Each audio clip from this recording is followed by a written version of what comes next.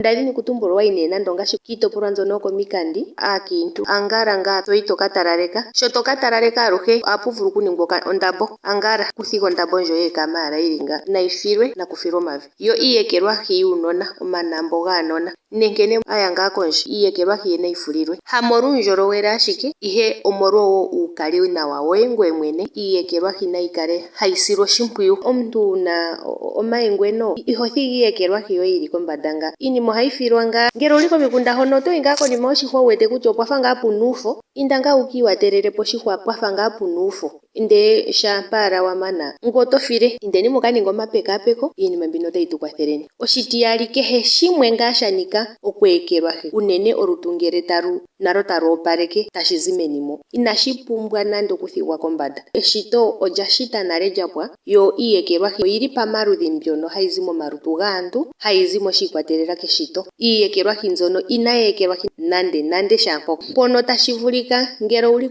kiitopolwa yokomikandi ngaashi nda popi. Fula oshilambo to tulamo iiyekelwahi mbyono eto fileko. Yamwe mutu otayeya nee nepulo tali ti tse yamwe komikunda dhetu kakuna iihwa, tse otuli kokuma kwanika iishana nomakango. Nena ngele ondeki iwatele otandi filepo ngiini? Ngele otashi vulika ino soho niizala netemo lyoye megumbo ndele to fulu okalambo ndele to iwatele ngoye oto fileko. Omolwashike ano iiyekelwahi ya ekelwahi nee shaampono? Aaholike iinima yoshiwambo pampito dhimwe osha futama ihe oshina omalondodho itaga tilitha ihe oshina omalondodho omawanawa oshoka oshililepo owala andola oku kaleka aantu ya kotoka. Oshoka ngele owa tseya kutya shontumba ihashi ningwa ndele ito kala ihe hoshi ningi shili otashi vulika wu kale wuli megameno. Ndele ngele oto ningi iinima owina otashi vulika pampito dhimwe ongoye ngaa mwene wi iyetela omipya. Omakumagidho gamwe ngano otashi vulika owala puna omuntu nkene owala avalelwe shili eshi uve. Ndele itashi petha omuvali guusama shaashi omuvali naye otashi vulika avalwa ndele sho avalwa natango naye ineshi lombwelwa. Yo otashi vulika na oheshi ningi nokuli ndele oheshi ningi mokwahashiwo. Pampito dhimwe ohaku tiwa nee oshinima ngele oweshi ningi waahashiwo thimbo limwe itashi ku kwata ndele haaluhe. Sho osho nee ho adha aantu yamwe tashi vulika taku tiwa